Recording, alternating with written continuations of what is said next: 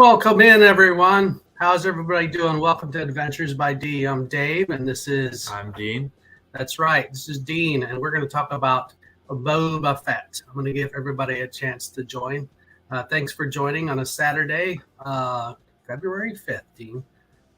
We know everybody's busy, so thanks for joining so much. We're going to talk about Boba Fett. This is the third in our series. We've been doing it every other week. And then next week is the end of Boba Fett Season 1. So next week it's Episode 7.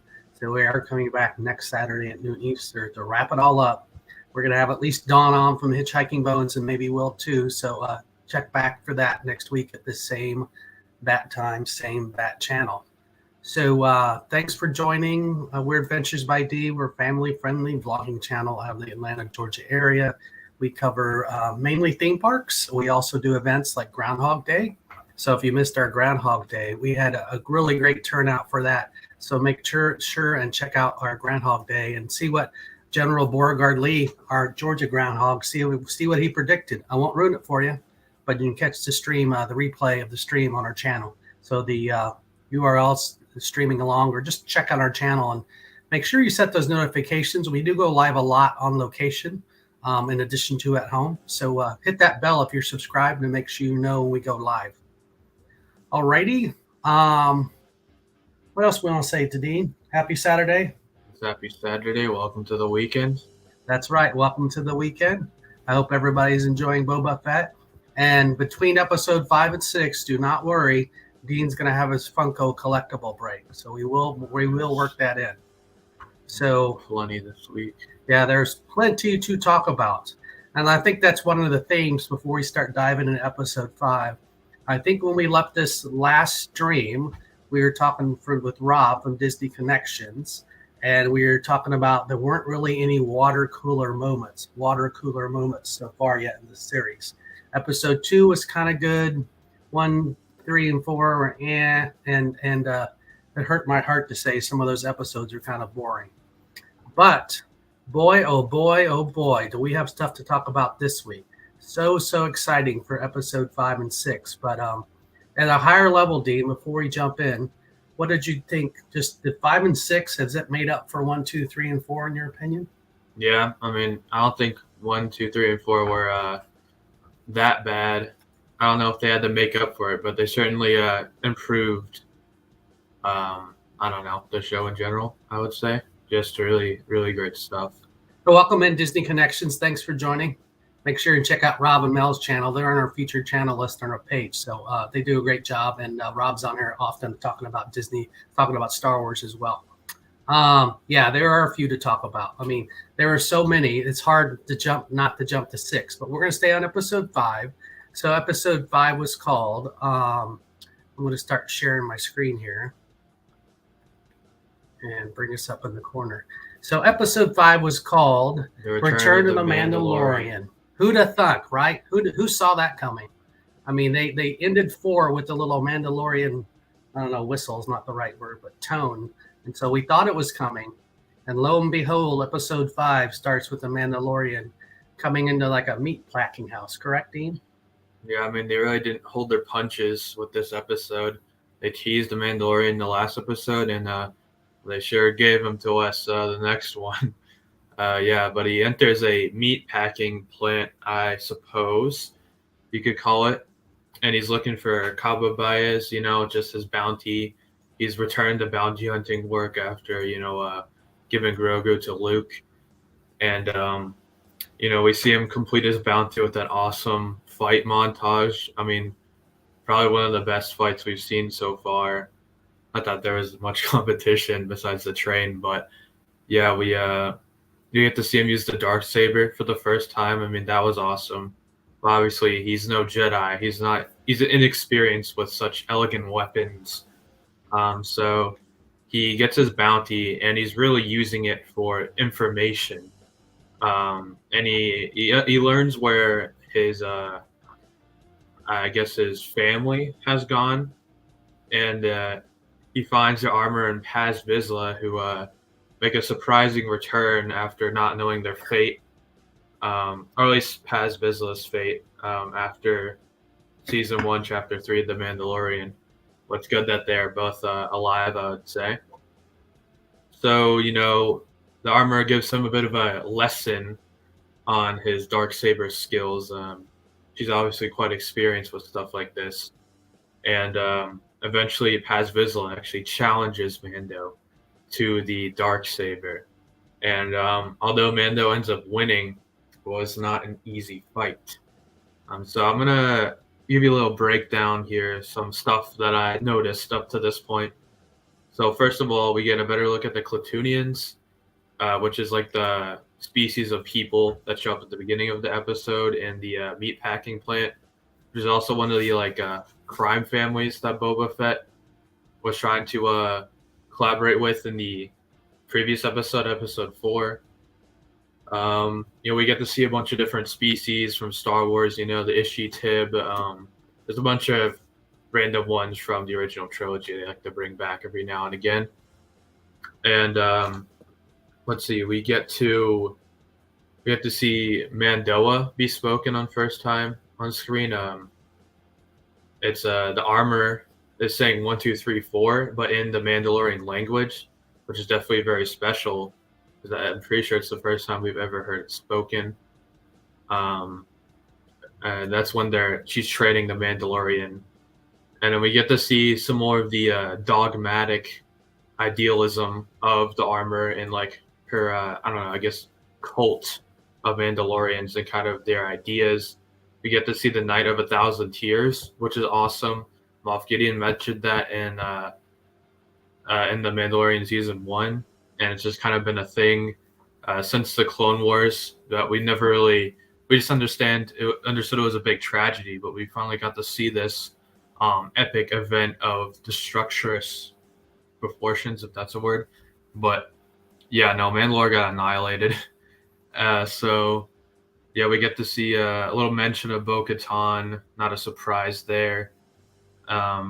So we kind of end that section with the Mandalorian being banished from the Watch, and because he took off his helmet, which is strictly against their rules, she basically just banishes him and says he's not a Mandalorian anymore. But really, he's probably more Mandalorian than either of the other two are in reality. And also, Paz Vizsla, if you didn't know, is voiced by Jon Favreau. I mean, it's pretty obvious once you know. It's just like a pitch down voice of his. And it's also an interesting connection because one of the previous wielders of the Darksaber was Pre-Vizsla in the Clone Wars, who was also voiced by Jon Favreau. And, they have the same last name, Vizsla, Clan Vizsla, like the Mandalorians. So, yeah, a bit of a connection there. And Dean, I feel like I should just be producing this show. You've got Star Wars knowledge rolling out. I'm not stopping you at all. Keep going. Yeah, all right. So he gets banished and he leaves. And he also gets a gift for Grogu before he leaves, but we don't get to see what it is. It's just something that includes chains as far as we know. So he goes to Tatooine to speak with Peli Motto because he's supposedly got some kind of transmission from her. And, we get to see the scene of him trying to board, and he gets pulled over by TSA, to take out his weapons. And we get to see more of the pilot droid from Galaxy's Edge there. So, yeah, he goes to Tatooine, and he finds Peli Motto, and we get to see a Womp Rat, which, mentioned it in the New Hope.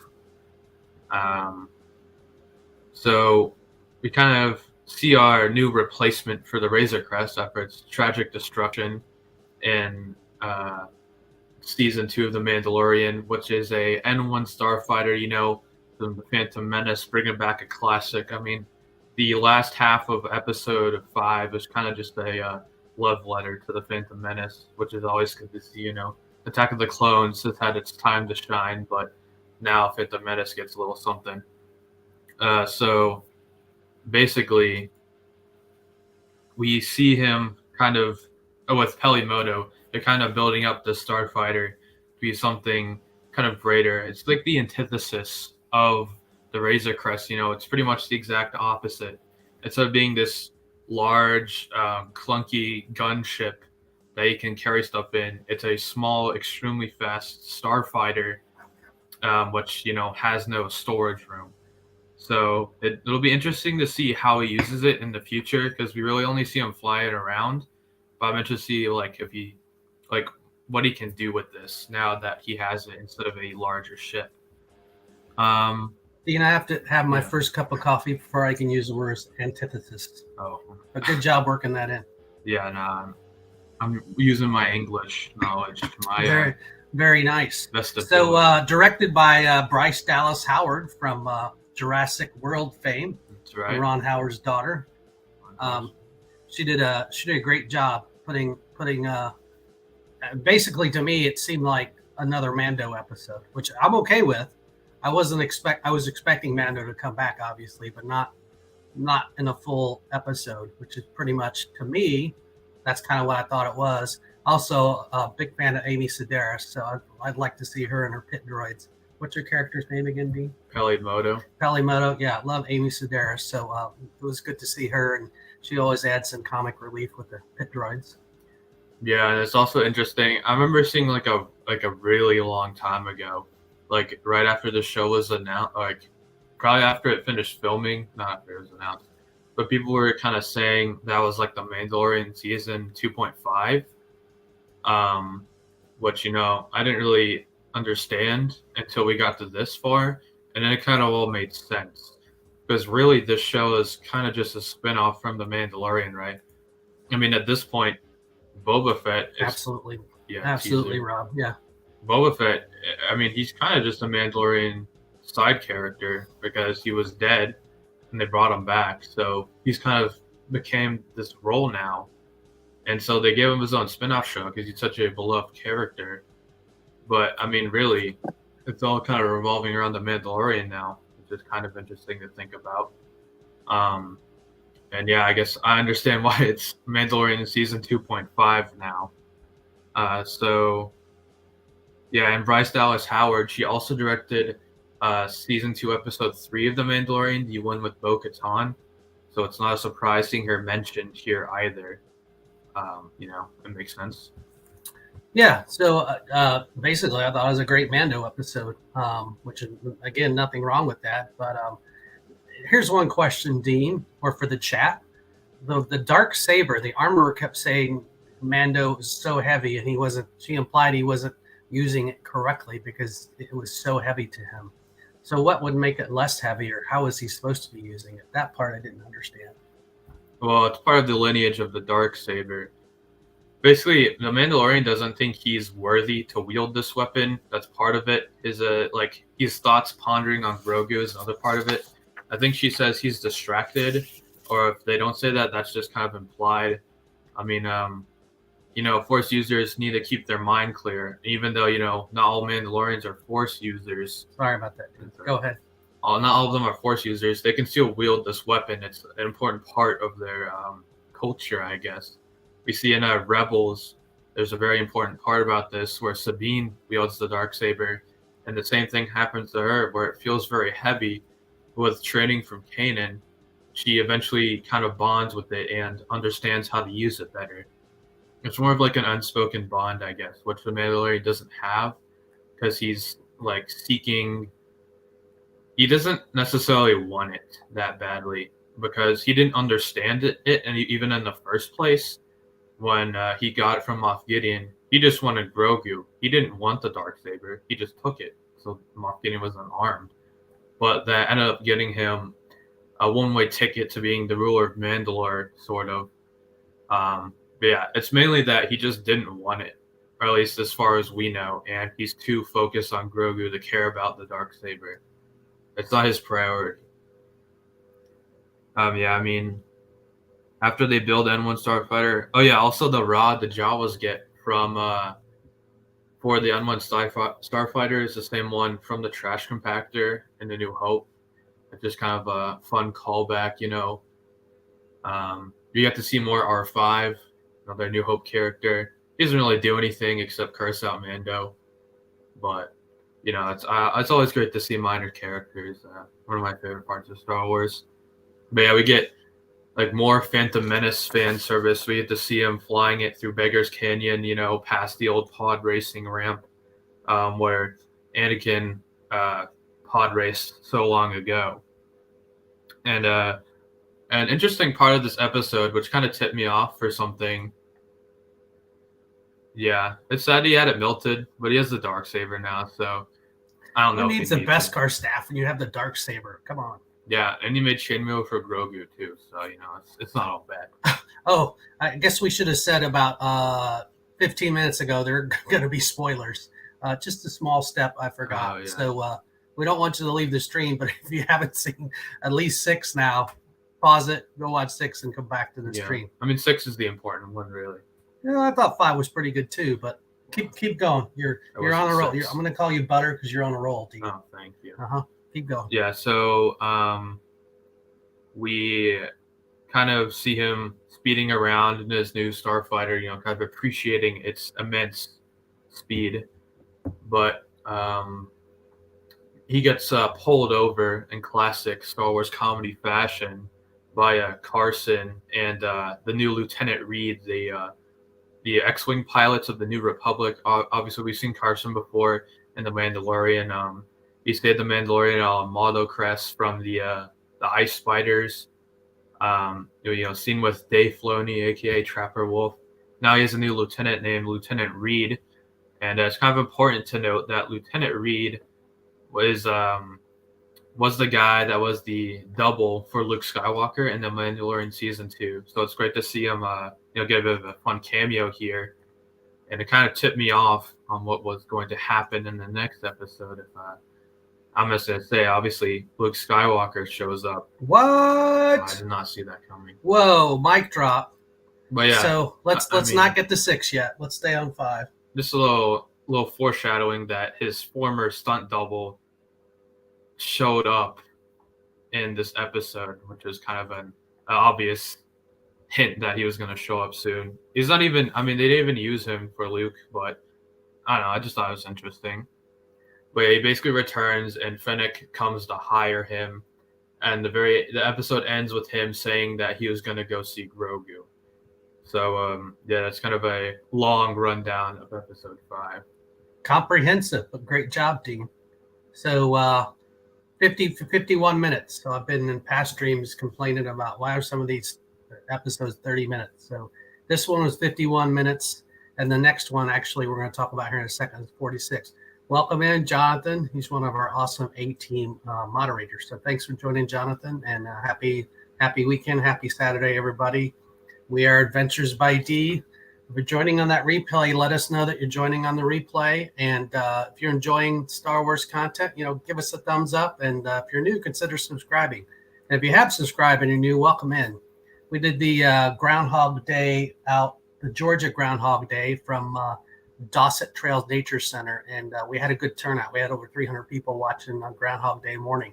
So go back out and check out that stream and see what Bo predicted, whether it's early spring down here in the South or 6 more weeks of winter. So today we're talking Star Wars, though, not Groundhog. So with that, what did you think about episode 5 as a whole, Dean? It met my expectations. It was just like another Mando episode to me, and I agree, Rob. It was 51 minutes. I think Boba Fett was in the last 30 seconds, maybe. No, he didn't show up in episode 5 at all. Oh, he didn't show up at all. Only Fennec did. All right. Yeah, that's another thing that we should talk about is the lack of Boba Fett in episode 5. How a show about him he never showed up. But it was kind of connecting to. We'll be there in just a second, Jonathan. Oh yes. Kind of connecting to what I was saying earlier, how it's just Mandalorian season 2.5 supposedly. So, I don't know. It was a good episode, so I didn't really care if he showed up. All I can ask for is some good quality Star Wars. So he'll show up eventually. He kind of has to show up in the finale, so I'm not that mad. And I guess it was good to have a break from him, if you want to say that. After, the flashbacks just finished as well in the last episode. So, that was another indicator that maybe he wasn't going to get as much screen time because his kind of story they were telling with him kind of finished. So I thought that was an interesting connection as well. All right, so episode 5, aka next Mando episode, I'm gonna give it. I was pretty entertained. I don't know what number I'd give it, 8 or 9 maybe, but I just was strange that let my Boba Fett not in it at all, and so maybe it's just a good Mando teaser, and we'll leave it at that. But a hell of a lot better than I think the episodes so far. 2 was good, but definitely a step up. Yeah, I mean, I'm surprised they didn't just have him show up and then end one Starfighter and then have that be like have the episode we just saw be the Mandalorian season 3 episode 1. I mean, I guess it wouldn't make sense if you haven't seen the Book of Boba Fett, but then again, that's kind of your fault. So yeah, I mean, I don't know. I'm surprised they didn't just work it in like they love to do nowadays. Boba Fett just shows up again, and now in this show we get to see how he survived and then what he's doing after. I'm surprised we didn't get the Mandalorian show up here, and in season 3 you get to see how he got here and what he's doing after this. But it was good. So. All right, so that episode 5, Return of the Mando, 51 minutes, directed by Bryce Dallas Howard. Before we talk about episode 6, this is the point in the stream where Dean talks about his Funko collectibles. Mm-hmm. Honestly, I just think it's another excuse to buy more Funkos for Dean. No, it's a business expense. Make sure and follow us on our socials if you don't already. They're up there in the top left. So, Dean, hit us up with some new Funkos you have here from the show. I got some real nice ones this week. I'd agree with that, Jonathan. Yeah, I mean, I would agree. The idea of foil characters that are similar to others but have like one striking difference to improve a main character, it's kind of what Boba Fett was. I mean, the Mandalorian is like what everyone wanted Boba Fett to be. So having Boba Fett and the Mandalorian is interesting because it develops both their characters because of how similar they are, but like their minor differences kind of characterize them, I guess. Did you call it a foil character? Yeah, I mean, it's like a concept. That's what a foil character is. Of course, I knew that. No, of course. All right, you describe it. I'll hold it up and try to get it close to the camera without blocking your face. I don't know if this one needs any introduction. It's the Mandalorian himself, obviously. He showed up in this episode. I just used one of my finest, one of the few chrome Mandalorian pops. Sorry, the light's putting a little shine on it. Let's see if I can. It's not a big deal. It's going to shine like that. It's chrome. But yeah, I mean, I didn't have the version of him showing up here because, well, both versions aren't even out yet. So this is about the closest I could get, but it's still pretty awesome. And, chrome Mandalorian, how could you go wrong with that? All right. Next up, we have our other 2 Mandalorians that make an appearance. So we have the armor, obviously. She is a pretty important. Oh yes. Okay, hold on a second. You show the armor. I know this. So yeah, Boba Fett used to be white. The prototype Boba Fett is kind of like a popular figure choice for people now, I guess. But yeah, he used to be all white, and then they painted him this kind of nasty green color. I guess you don't call it nasty, but kind of add some character. All white bounty hunter. Also, they wanted to distinguish him from stormtroopers as well. That's another thing, because he was a bounty hunter, not a Imperial soldier. So why would he look the same as Imperial soldiers? And they took the idea of Boba Fett being white and kind of applied it in other places over time, like the Mandalorian Imperial Super Commandos from Rebels. That's kind of like a direct spinoff of the prototype Boba Fett. Interesting fact. Yeah, but to Rob's point from Disney Connections, if you haven't seen Under the Helmet and you like Boba Fett, you absolutely have to see that. That's on Disney Plus, and that is an awesome, kind of covers the pop culture that is Boba Fett. So definitely should check out Under the Helmet. It's on your Disney Plus. Yeah, they ran out of money. All right. Armor. I have one more from episode 5, which is Paz Vizsla. Well, this is before they named him, so he's just classified as heavy infantry Mandalorian. Obviously, this is their appearances from the Mandalorian, like I said for Mando, but they're the same character. I mean, there's not that much different about them. But he's pretty awesome in the scene where he shoots up those bounty hunters that are trying to get Mando. So you get to see his awesome gun and this figure.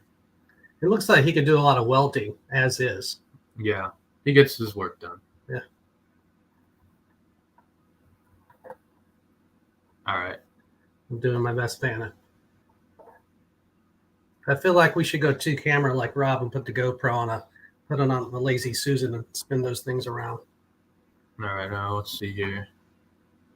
Video game. I'm guessing you're talking about Republic Commando. If I'm right about that, it's a little different. Republic Commando, they're clones that were like elite clones. I mean, it's not canon anymore, but featured Delta Squad. It's a quality game. I have it on my computer. It's pretty fun, from 2004 or 5. But yeah, that's a pretty fun game. Okay, we can talk about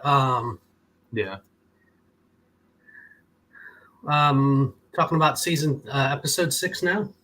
Yeah, I'll save all my episode 6 pops because they're all spoilers. Yeah. All right. If you haven't seen episode 6, you've been warned. Yes. 3, 2, 1. All right. Episode 6. From the desert comes a stranger. Yeah. 47 minutes, directed by Filoni. So we knew big stuff was coming, and a couple things Dean was hoping actually happened. So take us through episode 6, Dean. All right, so episode 6. I mean, I don't know what else to call it, but a Filoni special. Plenty of cameos, plenty of callbacks to his other work, plenty of characters he has developed over time. Mando 2.7, yes, exactly. 2.75. Yes. Yeah, I mean, at least Boba Fett makes a cameo in this episode. Actually, very special for him.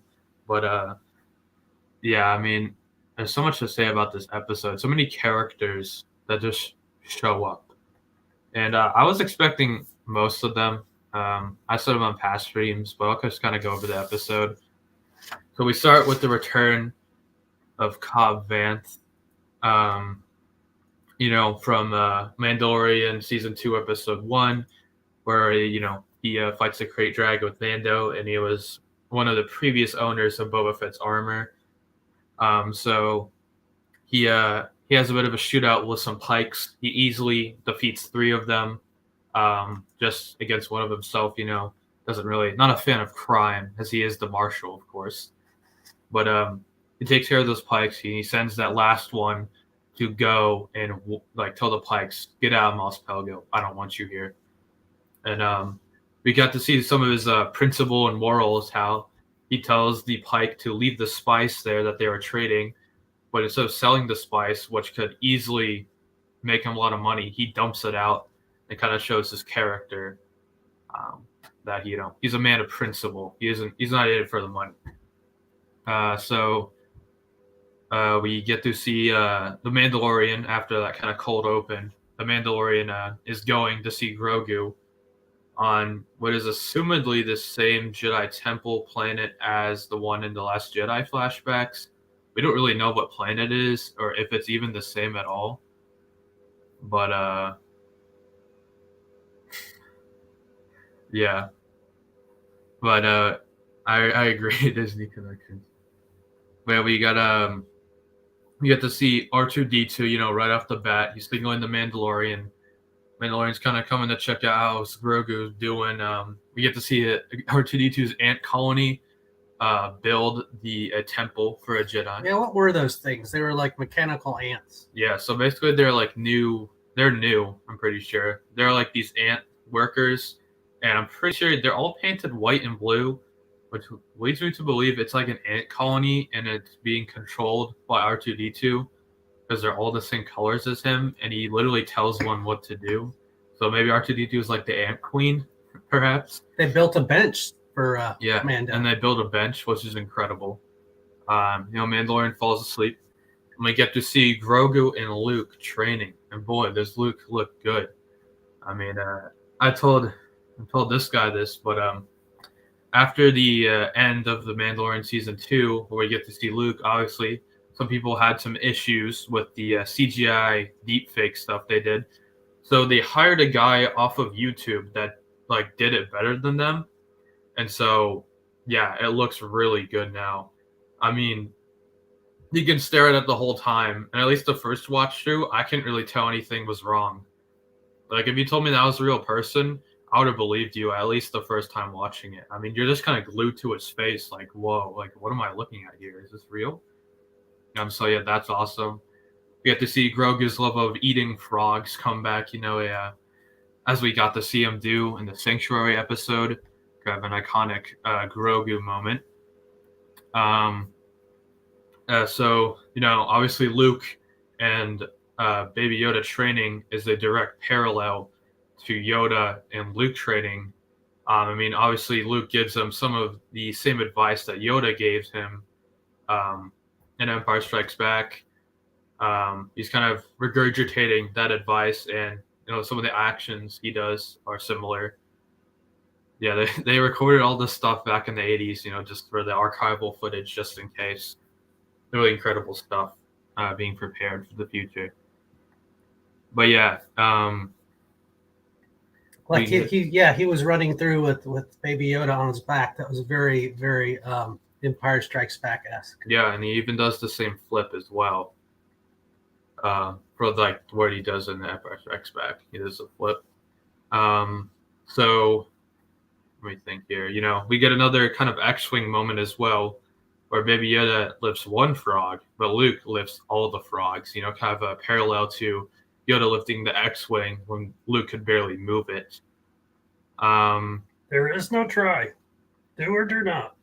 Yeah, and so Luke and Grogu go on a walk. Luke grew. I messed up. Grogu. So Luke and Grogu go on a walk, and he's kind of force pulling Grogu along as he's little stubby, and we get to see some of the past of Grogu, which was a surprise. But we got to see a bit of Order 66 again. Filoni's favorite event in all of Star Wars always has to make a return. We got to see, I guess, live action clones for the first time in like 17 years, which is awesome. I mean, I'm not sure if they're CGI, but it still counts as live action. Yeah, we got to see Operation Nightfall again. Jedi's dying from the eyes of Grogu. A lot of theories on what Jedi were there, but no one can really tell. So we don't really know. Just interesting to see Grogu was present during Order 66. So we get to see that, which was definitely surprising. And we get to see the Mandalorian awake to Ahsoka, which Ahsoka is probably the character I least expected to show up out of all of them. I mean, it is like Filoni's child, I guess, so that's not a surprise. But yeah, I guess it was just I didn't expect Ahsoka to show up. Very interesting to see her with Luke as well. A lot of people really, really wanted that, so that was just an awesome thing. We got here. So very nice. I didn't think about it like that. Yeah, that's definitely I didn't even think about that. Good point. Disney connections. Yeah. Okay, so Ahsoka basically has to break the news to the Mandalorian that you cannot see Grogu. That's just not the Jedi way. If you see him, or if he sees you, he's just going to be distracted, and he's not going to be able to complete his training. So the Mandalorian has to accept that fact, and he gives the chainmail to Ahsoka, and he just leaves. And we get to see a lot more training with Grogu and Luke. You get to see the training droid come back from A New Hope, the one that Luke trained with old Ben. And that you also get to see if you ride Smuggler's Run, which if you hold on to the end of the stream, we are going to ride Smuggler's Run. So stay tuned for that. But it's the training module. Is that what Luke calls it? Yeah, the training droid? Yeah, the training. What is the correct word for it? I want to say training module, but I don't think that's 100% correct. I don't know its exact name. I just know it's like it's a New Hope, and then it's in the shelf when you get to the staging room in Smuggler's Run. Yeah. Somebody in the chat will know. Put it's that just in. like a training probe, I Yeah. guess. The thing that floats around and shoots you in the butt if you don't have your lightsaber ready.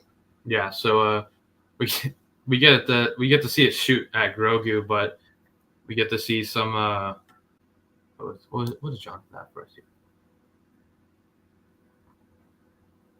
Yeah. I mean, Star Wars has a lot of parallels to real wars, and they take inspiration from that kind of stuff, like Endor in Vietnam and Umbara in Vietnam, mostly Vietnam. But yeah, it's very interesting parallels between Star Wars and real wars. Yeah, so we see Grogu and Luke training. We get to see Grogu doing the classic Yoda flips from Attack of the Clones. That was really funny. You kind of see him use a very interesting, angry kind of idea of the Force when he kills that probe droid, the training probe. Which kind of is an interesting thing to consider. Grogu has not hesitated to resorting to violence. And obviously, he's had training before. We've been kind of told that several times that he's been trained before, even in this episode. And we've seen him use the Force for, I don't know, not so nice things in the past, like when he's like pushing around the stormtroopers in his holding cell. That was kind of an interesting thing, because if he was a Jedi, I don't think he would be doing that. I think he would probably just be sitting there. Fear leads to hate. Hate leads to anger. Oh, it's the Marksman H training remote. Yeah, that remote training droid. I knew Jonathan was somebody in the chat would know. Thank you, Jonathan. Yeah. All right, so we talked a little bit about everything except another huge reveal. Yeah, I agree with that. He seems conflicted at best. Yeah, Jonathan got us with the look-up hookup. Is that what the kids call it? The look-up hookup? Okay. No, I just thought of that. Okay. So wait, Jonathan put something in. We're skipping around this, but I mean, let's now we built up to it. So one of our favorite characters, and certainly one of Dean's favorite characters, showed up. My favorite characters, yes. Boy. Cad Bane makes an appearance. That's right. And boy, does he make an appearance. We get to see Mando go back to Tatooine. We get the Boba Fett cameo and the relevant sword cameo, of course. So they basically need an army of foot soldiers, because they only have like 8 people to fight for them right now, and that is not enough to fight a war. So Mandalorian goes to Mos Pelgo, aka Freetown now, to kind of get the people of Mos Pelgo to fight on their side, because he knows they're good fighters based on his previous experience with them. We also get several callbacks to the Krayt Dragon. How we see the Jawas taking its skull on the top of the sandcrawler, and the giant rib cage of the dragon is inside of the tavern at Mos Pelgo. So Mandalorian's kind of talking to Cobb Vanth. We get to see the deputy. And if you didn't know this, the deputy is actually one of Tamara Morrison's stunt doubles. So that should kind of tip you off about his fate that happens in like a couple minutes after we see him, Deputy Scott. He's kind of aggressive, He's kind of pushing around the Mandalorian, which is a bad idea because he's bulletproof, and obviously Scott is not. So he's a little headstrong. And Cobb Vanth, Mandalorian's talking to him. Cobb Vanth says, "All right, I'll see what I can do. See what." He's going to rally the people for him. And then, things don't exactly go to plan. So you get to see a stranger come from the desert, as the title suggests. A cowboy hat brimmed man dressed in brown and skin of blue. Why don't you bring the pop over so when we talk about him? We should have had a picture of Cad Bane, but luckily Dean has a pop of one of them. Who'd have thunk? I have both of them. So this is Cad Bane. If you remember him from Clone Wars, he is based on, I think the guy's name is Lee Van Cleef, the guy from the villain from Eastwood Spaghetti Westerns. I believe Good, Bad, and the Ugly, and maybe he was in one or two more. But he's got the super wide brim hat. And then I'll let Dean describe the rest, because I will not do as good job as Dean. Obviously, he's a species called Duro or Doros. kind of a very distinct look with the blue skin. He has the tubes going to his mouth, to his neck, which if you didn't know, those would help him breathe so he can breathe in space, and he can't be force choked by Jedi, as he obviously had a couple scuffles with them. Just in case anyone resorted to force choking him, they cannot. He has plenty of gadgets. He has his wrist-mounted utility, just like the Mandalorians do. Flamethrower, grappling hook, darts. He has this classic double pistols with the scopes, lethal weapons in his hands, and his rocket boots. I'm not sure if he has them in the Book of Boba Fett, but everywhere else, he uses rocket boots a ton to kind of help combat the mobility of a Jedi. Yeah. So I'll talk about what happens when Bane shows up. So basically, you get kind of a parallel to the opening of the episode where instead of, Cobb Vanth walking up on the pikes, now Cad Bane is walking up on Vanth and the deputy. And the wind is blowing, just like in the beginning of the episode, which kind of signals danger, if you did pick up on that. And you're going to get to see kind of how even though Scott's a minor character, we kind of get to see what we've kind of developed of him so far come back to bite him, or I guess bite him several times in the chest, where, we see his aggressive tone and kind of, I don't know, a little more headstrong side get him killed very easily. Cad Bane walks up, very menacing. He's kind of warning them, don't you dare side with Boba Fett. Obviously, Bane's been hired by the Pikes. He's a bounty hunter. He was probably tipped off by the one at the beginning of the episode that survived. Bane,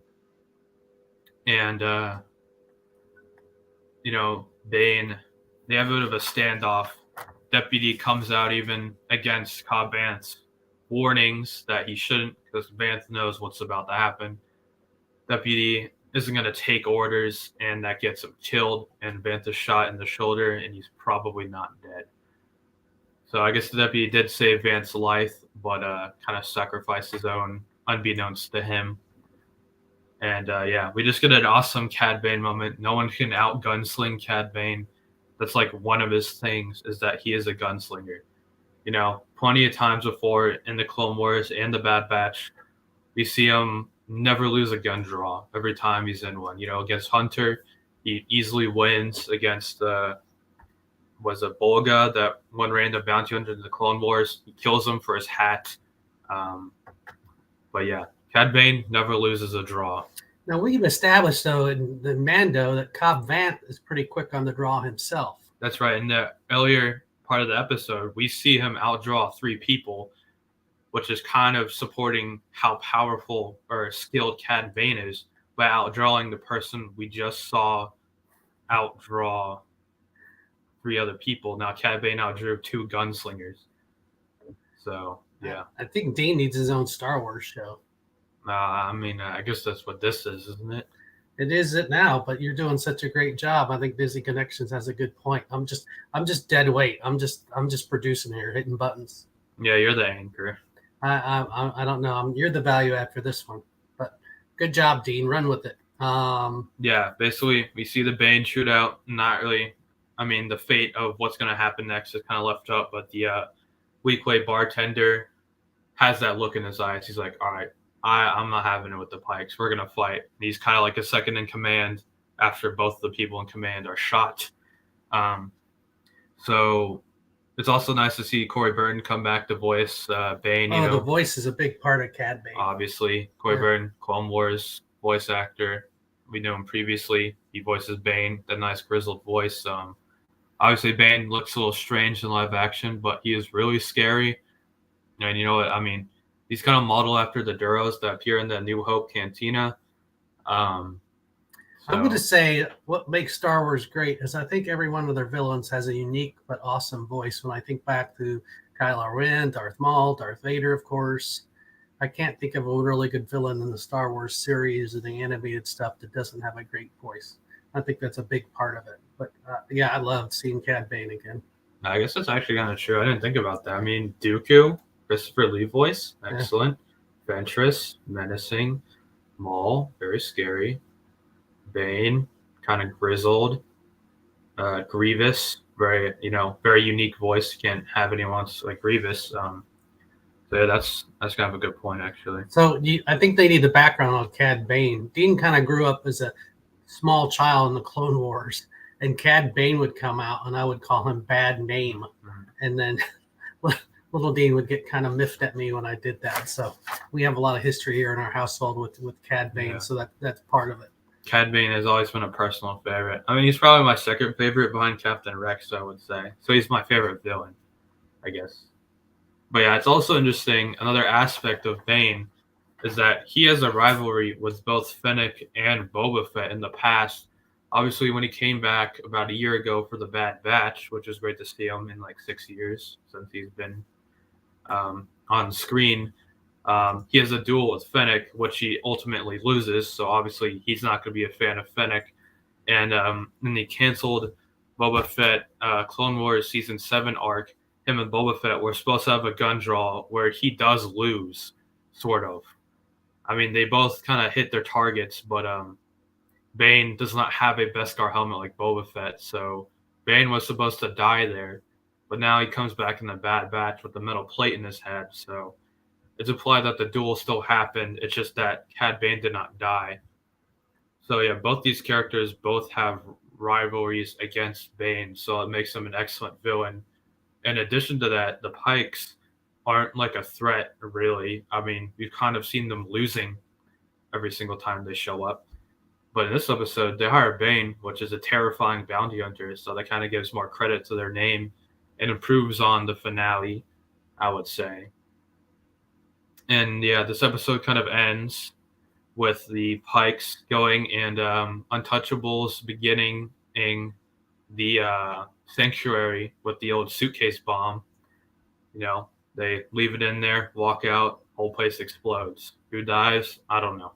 It wasn't a suit. I would call that the ice cooler. Oh yeah, it's a Cam Tuna. That's what it's called. But it's like suitcase bombing from the Untouchables. Well, it's like a parallel to that. Yeah, just like a movie trope, I suppose. I agree with that. Disney connections. It does. Yeah, it will give them motivation to help Boba, or it should. Yeah, that's like implied that it's implied that that'll probably happen by the way the bartender kind of looks at Cad Bane leaving. He's like, all right, he's not getting away with this. Cad Bane's kind of his best friend. And then guessing Jonathan Chong with the long mouth. I'm guessing you're talking about Sly Snoodles. Sly Snoodles kind of is an interesting character. Obviously, in the special edition, doesn't look so great, but she does get her very own episode in the Clone Wars where she's supposed to be Zero the Hutt's girlfriend, and then she assassinates him. So that's a very interesting episode, and that's also one where Cad Bane shows up. So y'all are you're taking some deep cuts now. We're going off planet with different character. That's fine with me.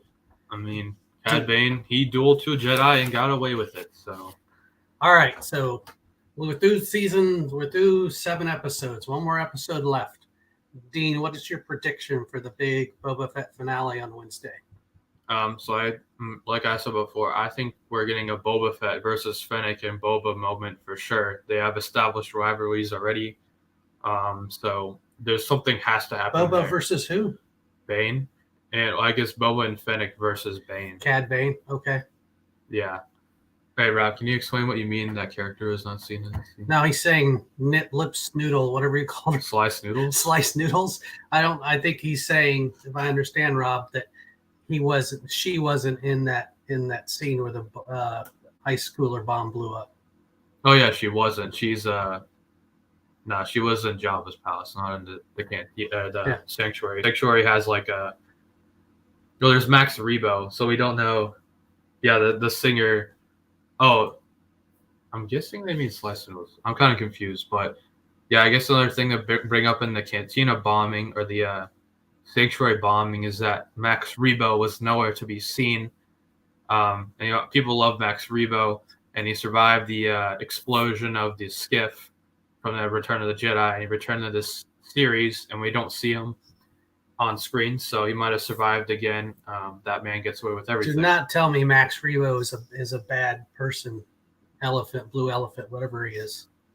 He's got to be a good guy, right? A good person.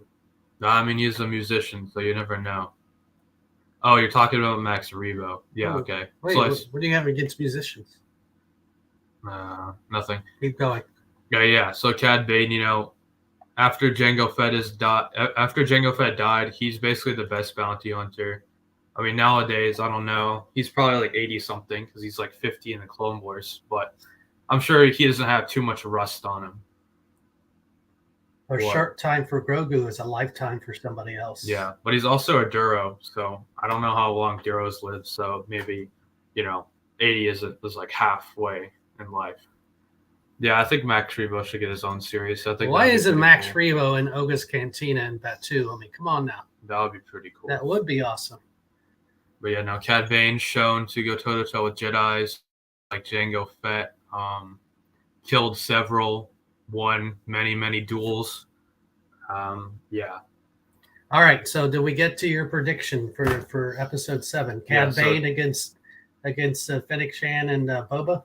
Yeah, I think we're definitely getting that moment. Obviously, we're probably going to see a lot of Pikes.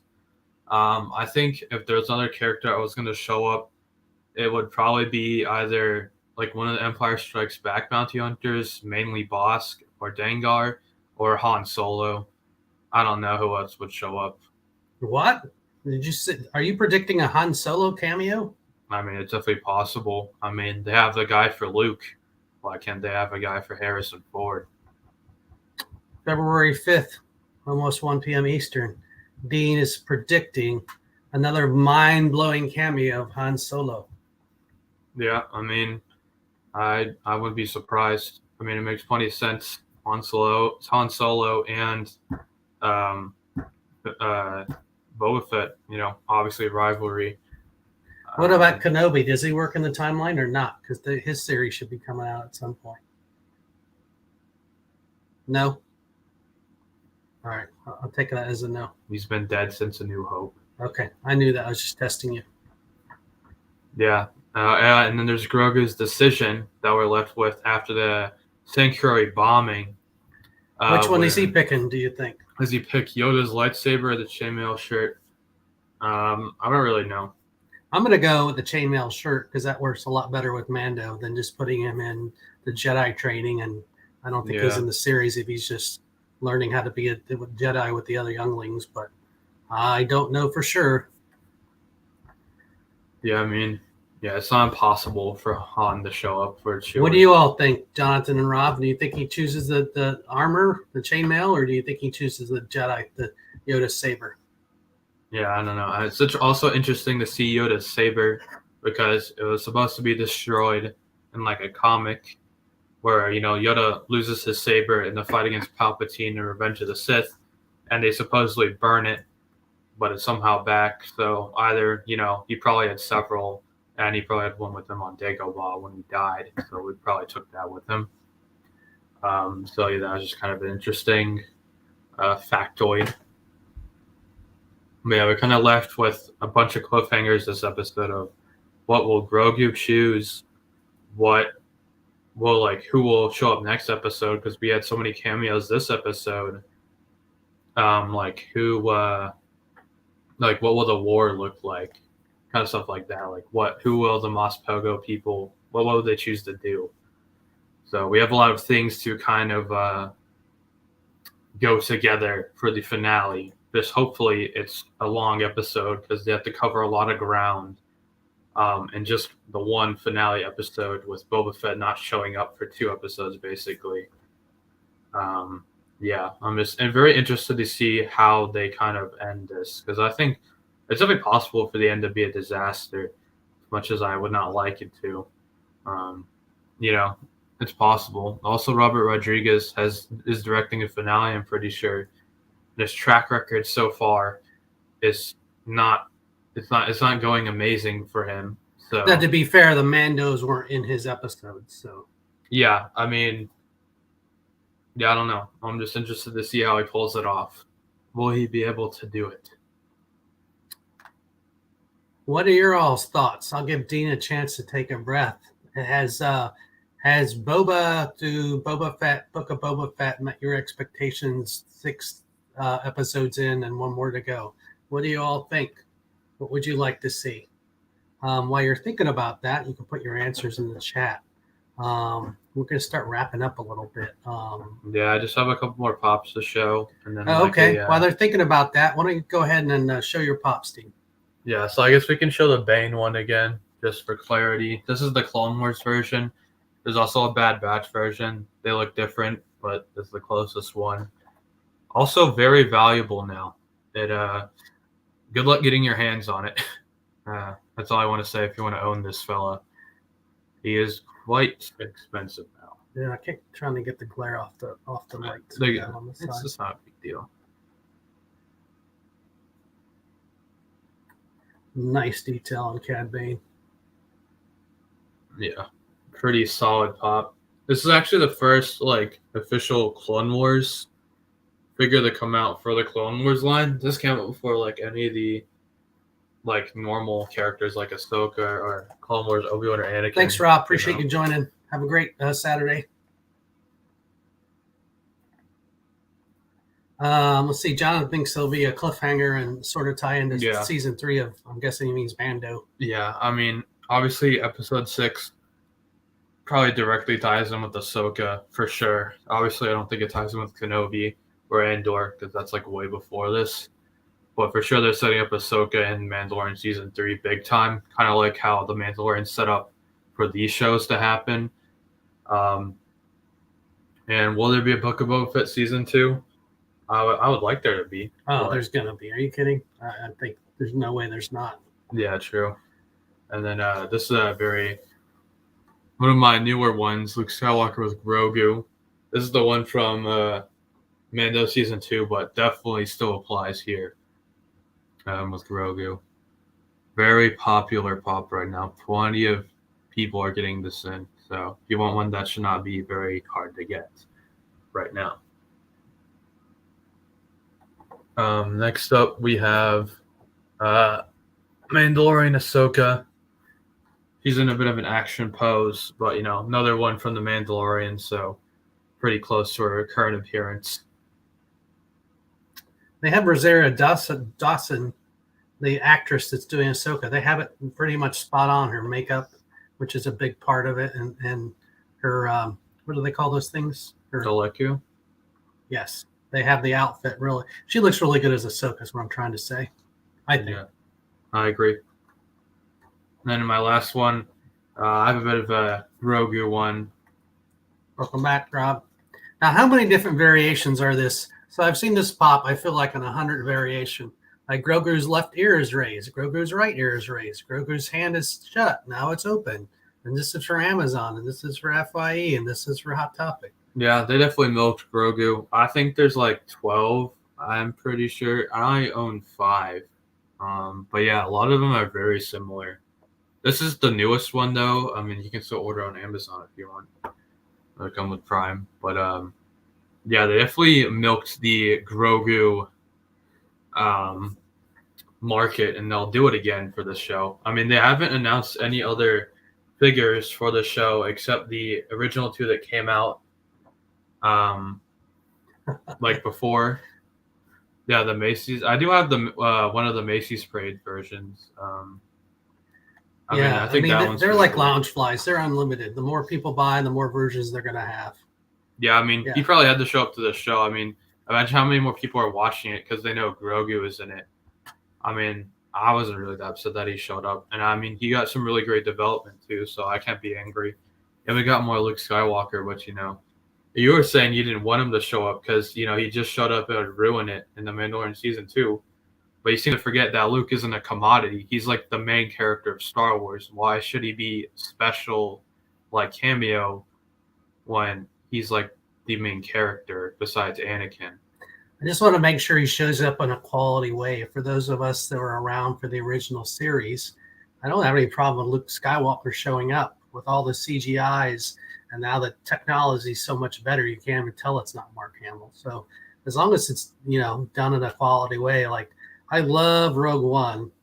and I like that they put Princess Leia at the end. But it's hard when you grew up with the original series and then you see a CGI Princess Leia that's supposed to be a person. So I'm more Luke Skywalker, the better. I just I mean, make sure it's quality. They're very deliberate about what they did with Luke. Like the actor for Luke isn't the same as it was last time, but he kind of had the Luke mannerisms, and they're very careful to include like what Luke was saying on screen, because obviously animating someone talking is like the hardest thing to do. So a lot of his dialogue was not when the camera was focused on him, and like certain words were chosen to make sure it looked as real as possible. And yeah, Jonathan, I agree. I mean, I really hope they make more Book of Boba Fett figures. They only have Boba Fett and Fennec so far. I mean, I have both of them. They'll probably be on next week. I haven't showed them deliberately. I was saving them for the end.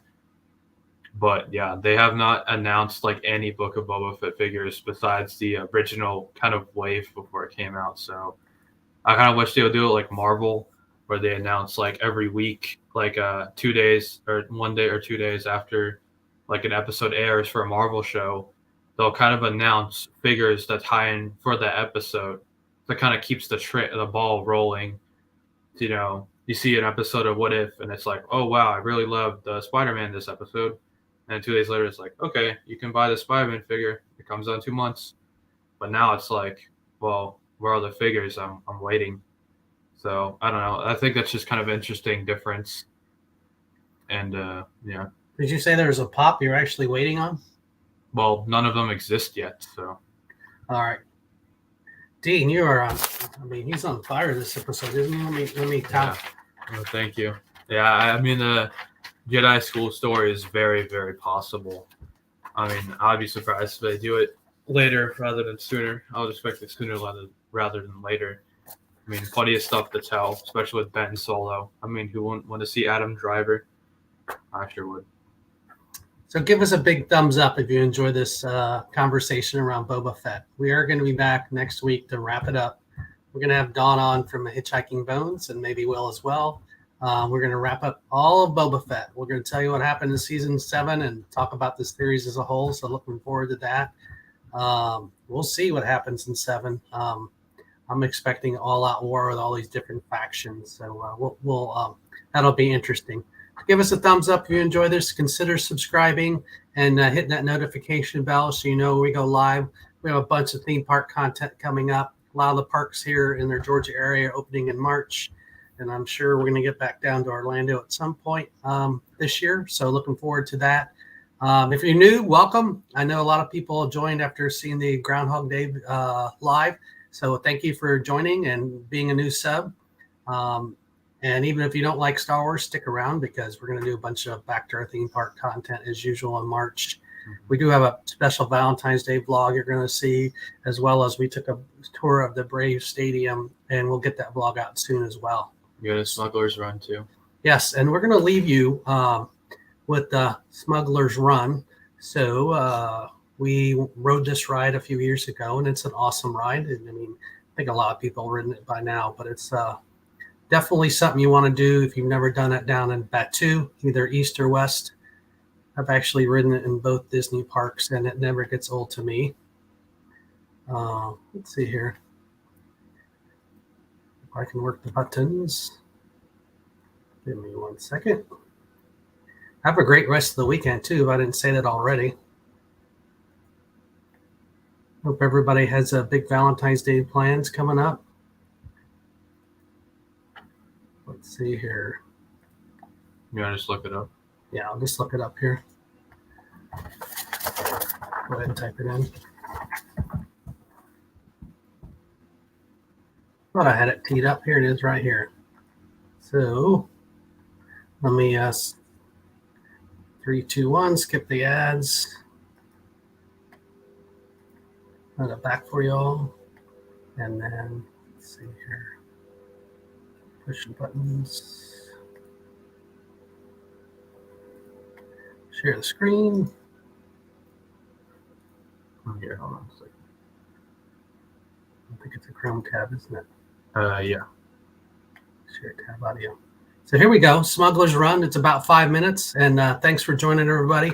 Have a great day. Thank you, Dean. You're on fire this episode. Yes, so much information. We'll see you next week, same bat time and channel. Have a great day. Welcome in, Karki. Feel free to run back the stream. We're just finishing up our Boba Fett discussion. We're going to take you on Smuggler's Run. So have a great Saturday, everybody. And here we go.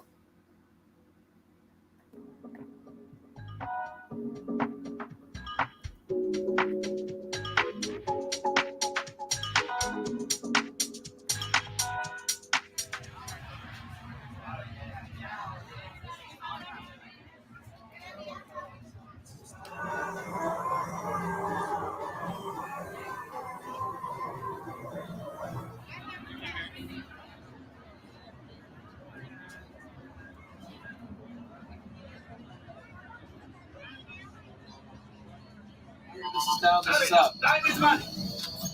You gotta do light speed, Dean, on the levers. And the silver levers when they tell you. Chris, you ready? Flight engineers, repair test. Hit your flashing buttons. Better be faster when we get read. Right, pilot, push the flashing button to take off.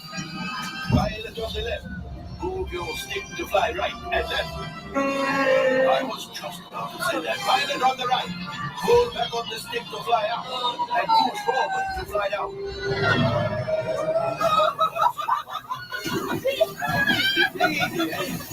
Weapons are online.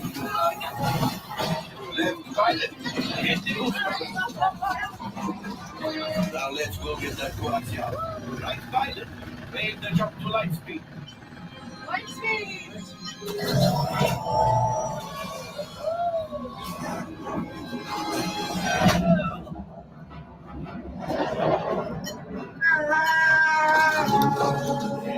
3, jump, up. Yes, keep shooting. They've knocked out to us. Take evasive action.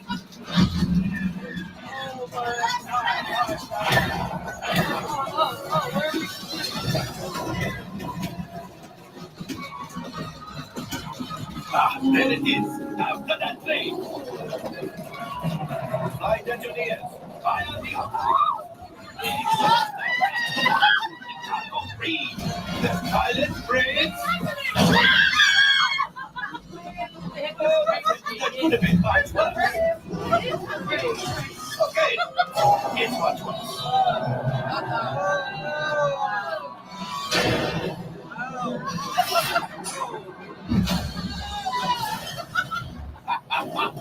Yes, you got one. Excellent, my friends.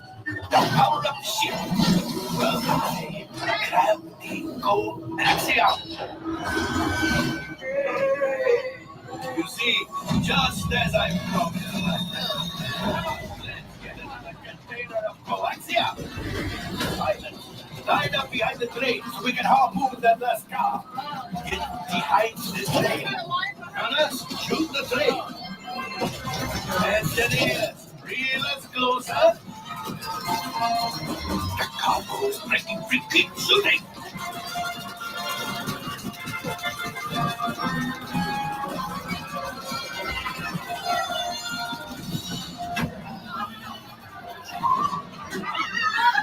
I think I would let you tell the boy. Hold that. Things are getting out. We've got to get out of here. A distraction! Fire the missiles at the train!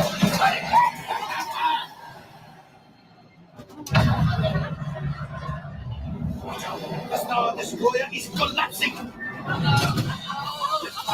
Hit the boosters! Boost! The blue button in the middle, high. Now, let's get up!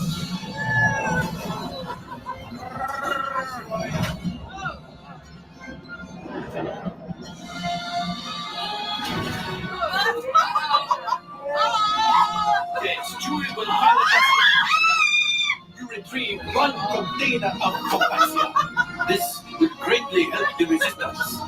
You have heard the first order and made Chewie proud. Ooh, Now, after my modest profit, your cut minus what you owe me for damaging the Falcon is, hey, not bad. 38.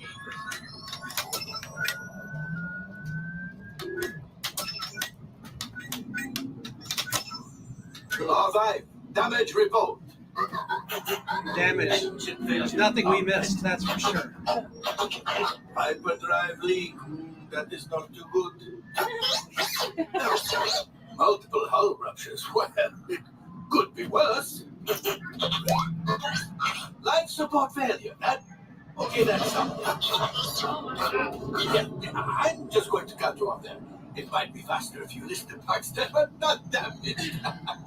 You know, the ones that help us to breathe. Whoa, looks like we are ready. Thank you for watching. Make sure to like, subscribe, and Ringing a bell. so you'll be notified of our next upload. And as always, may the adventures be with you.